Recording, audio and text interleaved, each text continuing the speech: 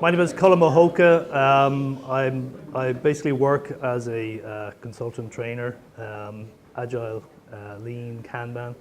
I suppose history for myself, I actually came across Lean way back in the 80s when my primary degree was an industrial engineering degree.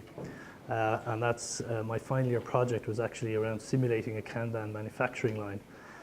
So after I finished my degree, I went into software development and completely forgot about Lean and Kanban and Flow and everything else until about 10 years ago when I rediscovered it through XP and Scrum and so forth.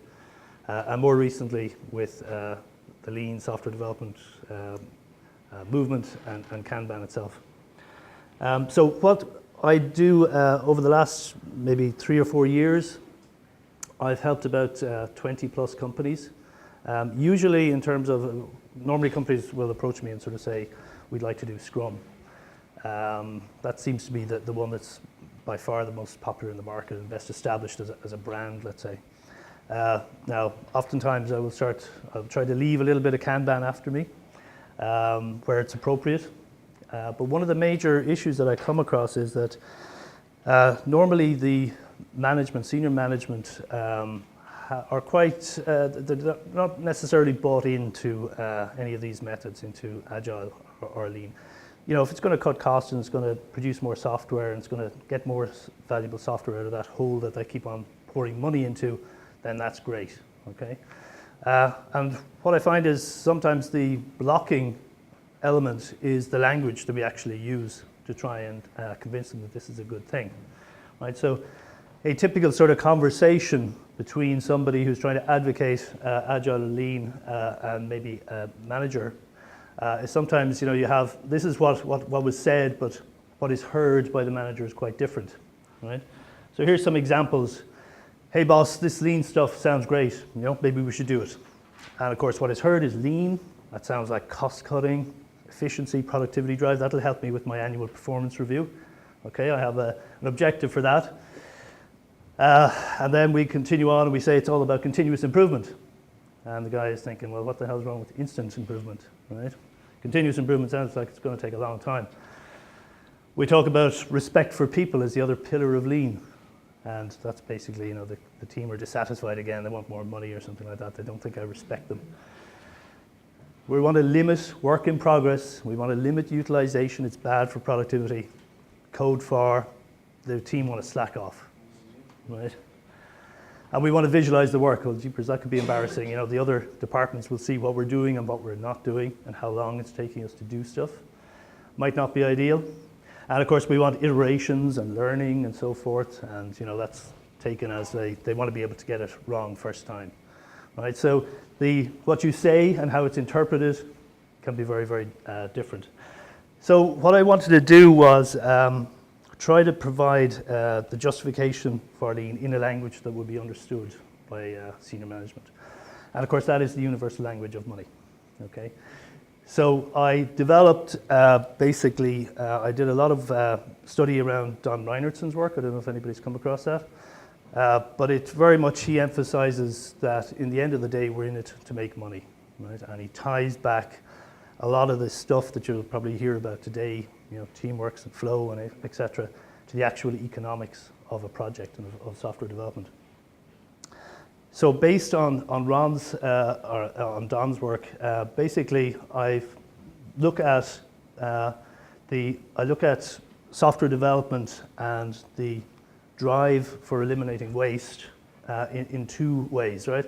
The traditional way we tend to look at it is to batch up work, okay? And I think if you were at Alan's talk there a few minutes ago, he talked about the importance of breaking work into small pieces, okay? We traditionally look at economies of scale. So we're searching for economies of scale. That was the traditional manufacturing approach for a long, long time. And so we tried to batch up work. So we talk about big features, we talk about big projects, we talk about big releases. You know, the release process is very expensive, therefore we don't want to do it too often. We'll have a big release. Big commitments, okay? So we invest a lot of money and we bet the farm on one project. Efficiency, we're always looking for efficiencies, for productivities. We want to maximize the utilization of these costly resources we call developers. Those are really just resources, of course. We want to increase their productivity and so forth, right? And we have cost reduction drives, okay? So we ask the development manager to see, can he squeeze a little bit more out of his development group? Can he buy some more tools and so forth, right? Of course, we're driving local optimization there. So the development manager might try to make his development group more efficient by insisting that the analyst group gives him better requirements, okay? So he'll look for signed off requirements that are complete and detailed and won't change. All he's actually doing is just pushing the problem, the inefficiency down the track to somebody else's department. So it tends to drive local optimization, okay?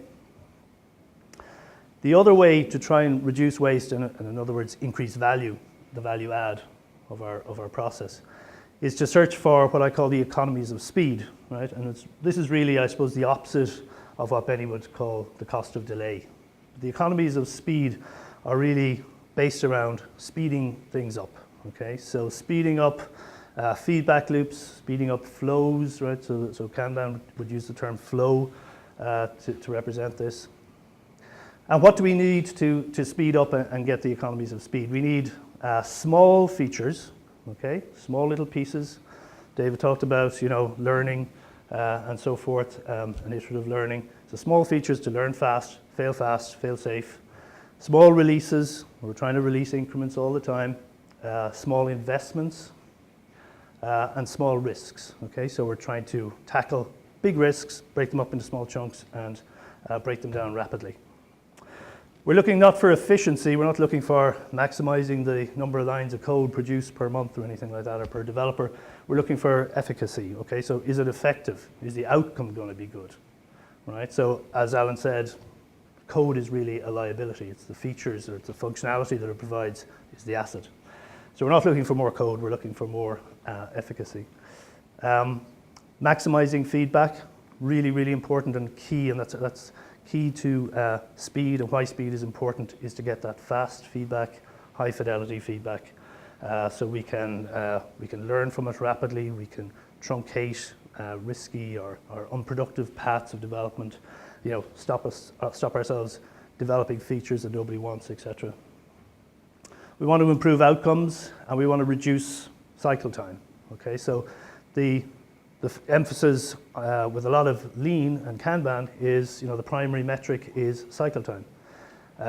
So how fast does the thing actually take from whence we started it, from whence we started investing time and effort into it? And that might be, way back at the fuzzy front end of the project before it even hits the development shop. We started investing as a company, lots of time and effort and thought cycles into it, to when we actually get value out of it. Now that value might be some sort of commercial value, it might be some learning value, it might be some risk reduction value. It doesn't have to necessarily result in a release or something, but it's some sort of value. Now the nice thing about focusing on cycle time from start to finish like that is that it tends to lead to people thinking about the big picture, right? They're not just thinking about, if I fix my piece of the pie, then I'm all right, and I really don't have visibility to anybody else. If we're focusing on cycle time, it means that if any of us slow down, then the whole thing slows down. So it tends to push people to collaborate to gain global optimization. Okay? So this is the traditional type of role, big project, big features. This is more of the lean side, and this is what I'm going to try and talk about when I talk about the economies of speed. And this is what we're going to try and talk to our executives about and convince them that there are economies with speed. So what I've done in the last 6 months, about 6 months ago, I started working with a company. They were just beginning a project. They were interested in Scrum. I went in and reviewed their project. It was a 6-month project, and we basically said, this is a prime candidate. Let's start now. Let's try this a little bit differently, plan it out a little bit differently. So basically, it was a travel booking back-end system. Okay, you could book your airlines, your car hire, your hotels, et cetera, is one of these back-end systems used by many airlines and so forth. And the default UI to this, or user front end, was sort of supplied by this vendor. So they had a new customer, big airline in Russia, who wanted to be able to access their back-end system directly, right? So they wanted to develop an API.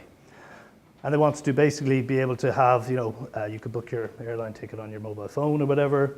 They wanted to allow their partners to use it. They wanted to have their own internal website, be able to use it, etc. So that was the project.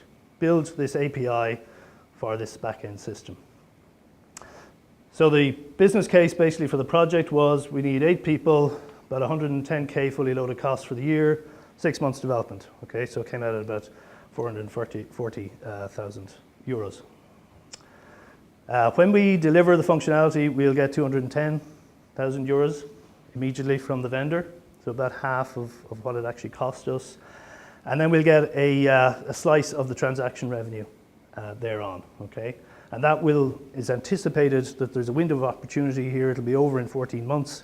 If we can get as much of that pie as we can, we expect it'll grow from up to about 31K our slice in that time, okay?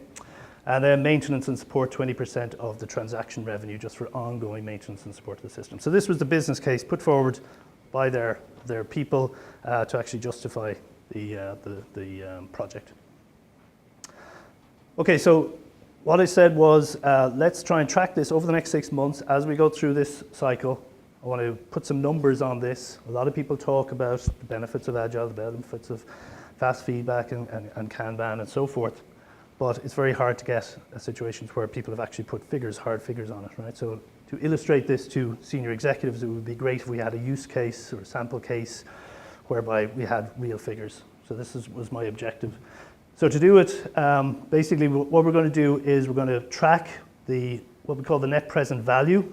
Okay, the net present value is a financial term, right? I'm not an accountant, so I had to learn this stuff, but I'm not an expert, so please no tough questions.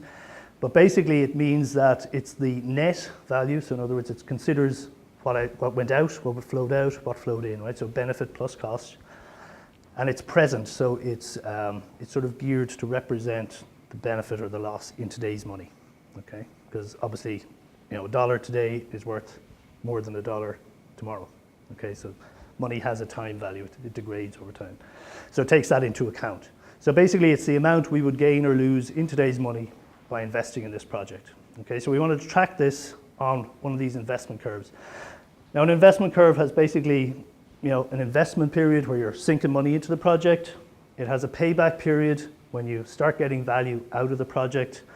And then it has, hopefully, a profit period, right? When you get more out than you put in.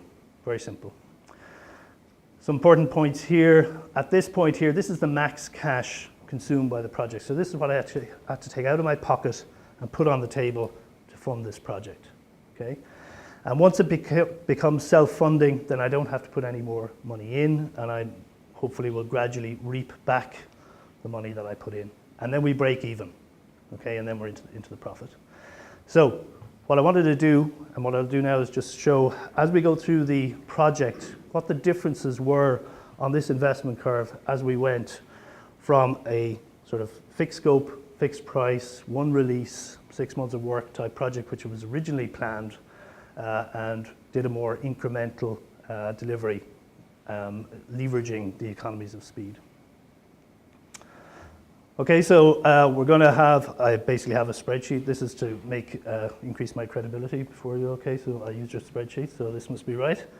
And up here, we're basically just planning. This is our sort of baseline, right? Single release, the original plan. We're going to track the maximum cash that would have to be invested by the company, when it would have been paid back, the return on investment, and this net present value, which is really the key metric. So the original business case was that if we put in 440K into this project, after 20 months, it'll have paid us back. We'll have a return on investment of 95%, so we'll have got 95% more of our investment back than we put in. And our net present value is 347,000 euros. Okay, so pretty good business case, right? Over 3 years, you're going to make 95% of what you put in. This is basically what it comes out at on the graph. So you'll see here, we're sinking money into the project. To a certain point, we release it. we get an immediate payment by the customer of 210K, and then we can start enjoying our portion of the transaction fees, okay, the slice of the goodies. Okay, so we have our max cash investment, we have our self-funding point, we have our break-even point here. That was the original one. So fixed price, fixed scope, single delivery after 3 months. Then we introduced, okay, let's do this in an agile way. Let's not just sort of give a blanket, we're going to just develop this API for a certain money and release it after 3 months. Let's see if we can leverage some of the economies of speed that come with incremental delivery, whether it's Kanban or Scrum or whatever other method that you use. Okay, so we're going to look at what if we could release some of the benefit of the project earlier on, before month 6. What if we could look at what is really essential to deliver and what is sort of just in case. Okay, so a lot of projects include, this is just in case functionality that we think we'll need, but I'm going to put it in there because I only have one chance to do it, right? So if there's one requirements document, one stage where the project is kicked off, then I only have one chance, so I'm going to put in some just-in-case demand there. And improved quality. Improved quality is basically, can we see if the Scrum and XP and Kanban and so forth promise better quality, what's that actually going to be worth in dollar figures in this project? Okay, quality is this sort of amorphous idea that everybody wants more quality, but we're not sure. You okay? Something I said? I won't mention quality again, okay? Okay, so improve quality, etc. Reduce risk, okay? So can we reduce the risk that we're developing something over 6 months that isn't going to work when we actually ship it off to the customer? What's that worth? Again, can we translate that into a dollar figure? More innovation, right? Another sort of very vague benefit that's thrown out there. Less management overhead, okay? So if you've got less work in flight at any one time, if you're only dealing with a small number of features maybe that are being delivered at any one time, maybe there's less status reporting and less management and less people required, project management, maybe keeping all those balls in the air and reporting on them. More motivation, okay? So purportedly, Agile teams are more motivated, okay? They are working towards short, pretty immediate endpoints where they can actually get something delivered, get some satisfaction out of it, okay? It's like, instead of doing an exam at the end of a year, you're doing an exam every 2 weeks. Certainly students tend to find that more motivating. And business agility, right, is another very vague concept, okay? And some of these will affect our cost base. They might reduce the cost of the project. Some might increase the benefit. We'll actually get more money from the project. But either way, one way's up and the other. We have to consider both of those, okay? Okay, so the 3 that we managed to actually put dollar figures on, or euro figures, is these 3 here, okay? These, we feel that there was probably some benefit in the project, but it's very hard to put a figure on. I couldn't stand up in front of you and actually put a figure on them. So the first one, earlier benefit, okay? So basically what happened was we changed the project. We said we're not going to actually deliver the whole API in one go. We're going to deliver it first 4 months, and after 4 months we're going to deliver a release out to the customer. And within that 4 months we're going to work with them and deliver them releases, sort of interim drops every 2 weeks so that they can do parallel development on their mobile application, which was actually going to use it. Okay? And what we found was that by releasing here a little bit early, right, a couple of months earlier than we had anticipated, we actually got a massive growth in the amount of transaction fees that the project actually released to us in the end. And the reason was that it was sort of a viral app, right? And it was seen as, we've got 14 months to actually capitalize on this, and the more of those transactions we can capture within that time, then the more money we'll make. And if we're not there, somebody else will take the business, right? Because there were 2 other competitors competing in the same space. So basically, just by getting something out 2 months earlier on, we actually captured 87% more transaction fees over the first 12 months, right? And that's anticipated to sort of stay, to hold up over the whole period. So these figures, this is basically what their finance people and the product management people were putting together as the alternate business case for an Agile approach to this, okay? So very significant increase in sales. So if we go back and we revisit our chart here, right? This was, the red one was our original sort of, this is how much we're going to invest, we're going to break even here, and this is going to be our profit period. We're now looking at, suddenly we got a stage payment after 4 months, so the vendor actually paid us some money after 4 months. So we didn't have to invest as much cash from our own pockets into the project. That was good, that de-risked the project considerably. And also we got more transaction fees, like considerably more transaction fees. And we're only about in maybe month 13 at the moment, but this is the projected transaction revenue, okay? So the business case totally changed. And here's the figures. Max cash invested has dropped now to 370K, or 307K. The payback will be 3 months earlier. We'll have broken even. ROI is hugely increased, and the net present value, okay? The next one was because we were giving incremental delivery of little pieces of code, little increments every 2 weeks, it allowed us to validate what we were building was actually good for the, was actually useful. It was the best, most useful thing for the customer. So this is, I don't know, you've probably come across the Standish group, the chaos study. In recent years, there's been a lot of criticism around them, but basically they do, I think, point in the general correct direction. This one here is where they studied the value of software features that are delivered into the market, okay, in your average commercial piece of software, and they sort of aggregate it. So they think that maybe 36% of features actually deliver a lot of value to customers, okay? Only 19% maybe power users or unusual customers will actually use that, but a good 45% are never actually used at all. So if you think about that in terms of productivity and efficiency, you know, why are we trying to make developers work more smartly? Why don't we just stop building the 45% of features that nobody wants, okay? So in our case, in our project, basically there was this big API, right? We could, you know, provide coverage of every possible function in the back-end booking management system. There were lots of different areas of that, but we split it up, and as we sort of worked with the customer every 2 weeks in providing drops to them, we discovered that there was actually a lot of stuff they didn't need, okay? So we ended up building about 70% of the API, or exposing about 70% of the API to the customer. The other stuff they didn't actually need, right? That saved us a huge amount of time. Obviously 30% of our development capacity was saved. Now, it's another story. We actually took that 30% and we developed different features that they did want. But in this case, I'm not going to sort of double count that. I'm just going to say that we saved 30% of the development cost. So if we again go back to our curve, okay, and we put this on, less demand. Now our max cash invested dropped to 182K. Our payback month dropped down to 13 months. Our ROI has gone up to 609%, and the net present value to 977K, okay?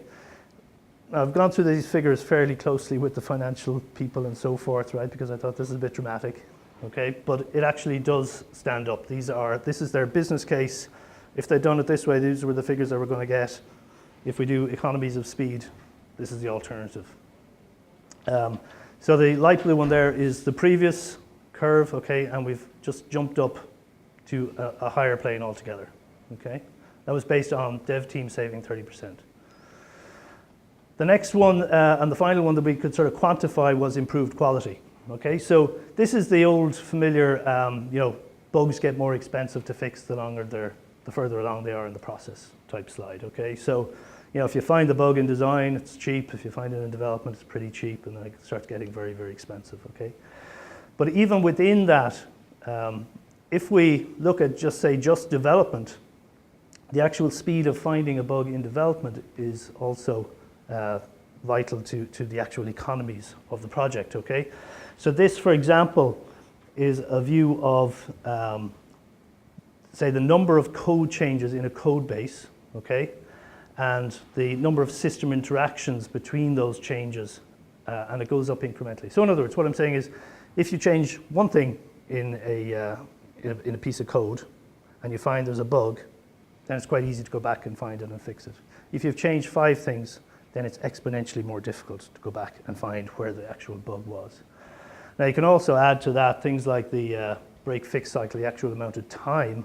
Okay, so somebody changes something this month, finds out there's a bug in it, my QA have tested it next month, because they're following economies of scale, so they test everything together, but a month later. Then it's very difficult, obviously, for the developer to remember what the hell they changed, okay, and how they might fix it.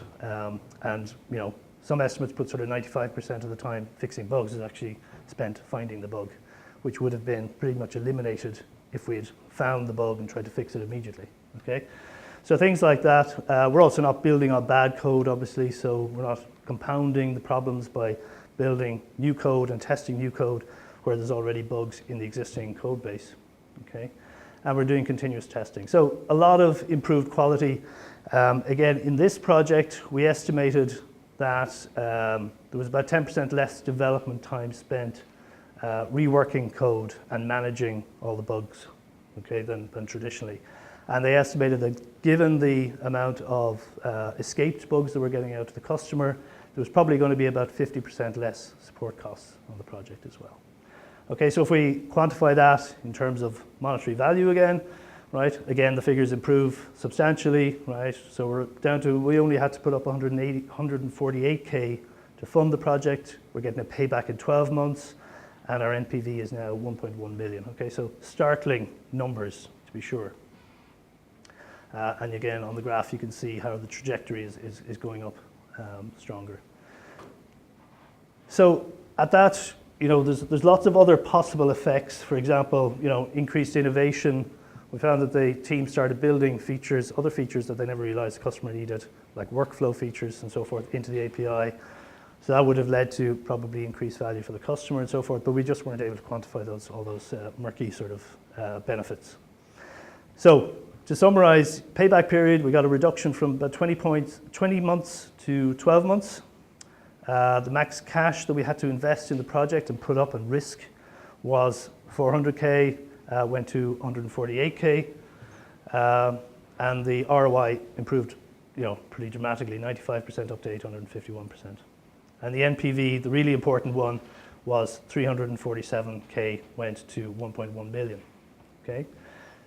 So this is an example of something that I would sometimes quote to senior management if I want to show them, this is actually the numbers.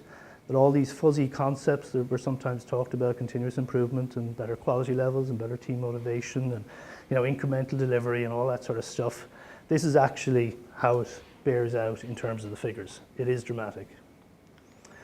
And just finally then, looking at, say, how this pans out on the reducing cost versus increasing benefit and the various economies of speed that are there, we found that the stage payments, pretty small contribution to reducing the cost of the project.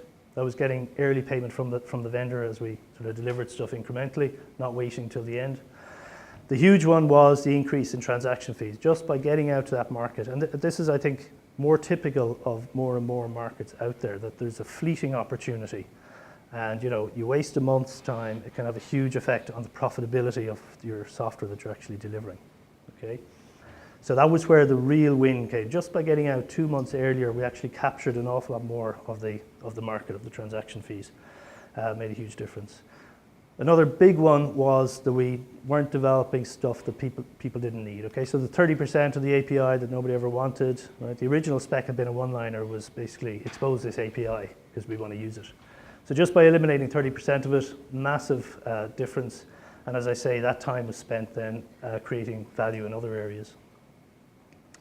And then the final one was the quality, okay? Just faster debugging made it faster to, or cheaper to fix bugs.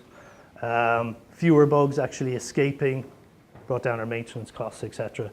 So these two contributed hugely to reducing the cost, while this here contributed hugely to increasing the benefit. And that's basically where those dramatic numbers came from. When you're combining the benefits of reducing cost with the benefits of increasing the actual value of the stuff, that's where you get the benefit. So that was a sort of whirlwind through that sample project. if you want to look at, if you're having that discussion with management, or you want to be able to put hard numbers on the sort of stuff that's being talked about here today, I'd highly recommend Don Reinertson's book. This is his latest book, is The Principles of Product Development Flow. It takes a lot of, say, the principles from the lean manufacturing side and from just basic sound economics, and applies them into the woolly world of product development and software development in general. It's a really dense book. I'm on my 10th read of it, I think, at this stage. And another one that I drew on just for this presentation was Software by Numbers, which is, explains a lot of the ROI and NPV and all that sort of financial side of software development. So that's me. I'm way ahead of time. If you've got any questions? Hi. Yeah. So the project example that you showed there is obviously developing a new system from scratch. Well, it was an API onto an existing system. Yeah, it's a new product that doesn't exist already. Right. Scenario that the majority of the work that I'm involved with is replacing an incumbent system with one that's like supposedly much better. Right. But doing sort of releasing early is quite hard, because you've also got to get to the threshold of, well, we can't replace with less than what we've got at the moment. Yeah. Are there any sort of tactics? Any magic bullets? Yeah, exactly. I suppose, the idea maybe of minimal viable product sort of comes into it. You've probably heard of that. Okay, so yeah, there's certainly a case where you sometimes need a minimum threshold of functionality for it to be any good at all. So that might be, though, to actually get user value or customer value from your code.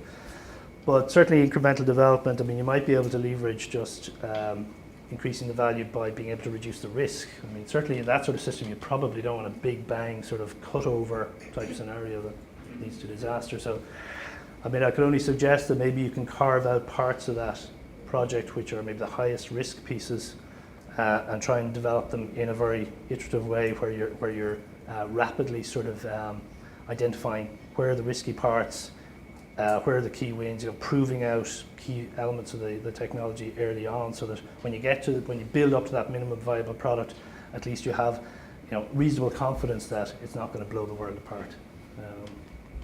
Yeah, thanks. Are there any practices to estimate how much money your project will bring to you, like what is profit? Or is projects to money or features to money? How to estimate how much money your feature will bring to your project?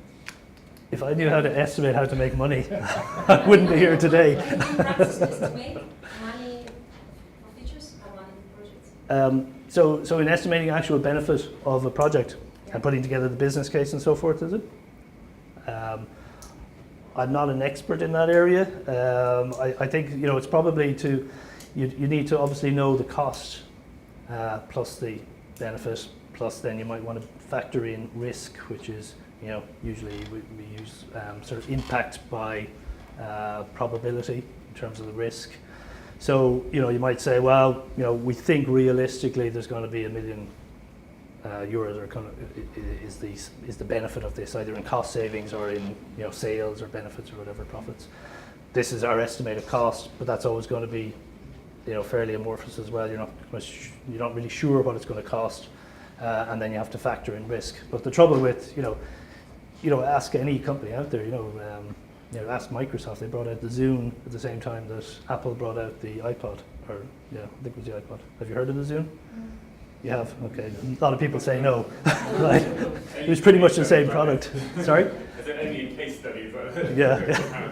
So what about this slide, which goes down and up, we can see this only after we go through this. We can't estimate how high we're going, right? You can. Well, no, you can estimate, but you can't guarantee that your numbers are going to be correct. I mean, the trouble with, especially, the something like the development cost of a project, that can certainly be wrong, but it's usually not anything like as wrong as the estimated benefit of a product, right? So we're building something that we think is going to sell, $1 million. It might sell 10,000, it might sell 10 million. It can vary by orders of magnitude, but at least in terms of estimating your development cost, it could be double what we thought, or it could be half of what we thought, but it's probably not going to be orders of magnitude out. So, but there's no magic there, I don't think. Thank you. wouldn't be my core skill anyway. Sorry, yeah. Really presented hard evidence, financial figures that can't be sort of doubted by senior management or potential customers. So I was wondering what kind of other types of resistance to change you have experienced and how you've dealt with them. Yeah. I suppose the number one thing is not getting management buy-in, which is hopefully you're trying to address that here, because usually senior management will often say, well, that's just something for the IT guys to worry about. It's a black box to me. I don't care once I get my pound of flesh out of them, basically. So getting them engaged, because it is, it does run. Once you start to introduce these things, it does start butting up against lots of other sort of more plan-driven waterfall type of structures and processes. So you will start getting friction. So you do need to address that senior management idea. After that, it really depends on the organization. A young organization with people coming in expecting something new will be often much, much easier to change than an older organization with very established ways, and maybe people who are very comfortable hiding in the shadows of those processes. So by far if I'm working with a small company that's maybe a few years old, maybe 100 people, we can make huge changes and find huge benefits within 6 months. Whereas, if I'm working with a big multinational company that's been there for years, it can take years and years to get the same effects. So it's probably, the cultural thing is a lot as well. If the leadership there thinks that, we want to have continuous change, and continuous change is good, regardless of whether it's agile or anything else, but we always like to change, then you'll probably make a lot more progress. Thank you. Yeah, thanks. How did you manage to convince the client to still making the same stage payments when you then deliver 30% less software? Well, at that point, they didn't know we were going to be delivering 30% less software, but it wasn't less software, it was 30% less of what we originally thought we were going to deliver to them. But it was basically they were an organization that did Agile internally, so they'd already believed in it, I guess, and they were sort of delighted that we were actually happy to do it as well. Now they actually paid us the same amount, and we delivered the same amount of value in the 6 months, but it was just 30% was different from what we'd originally planned. Great. Thanks very much. Yeah.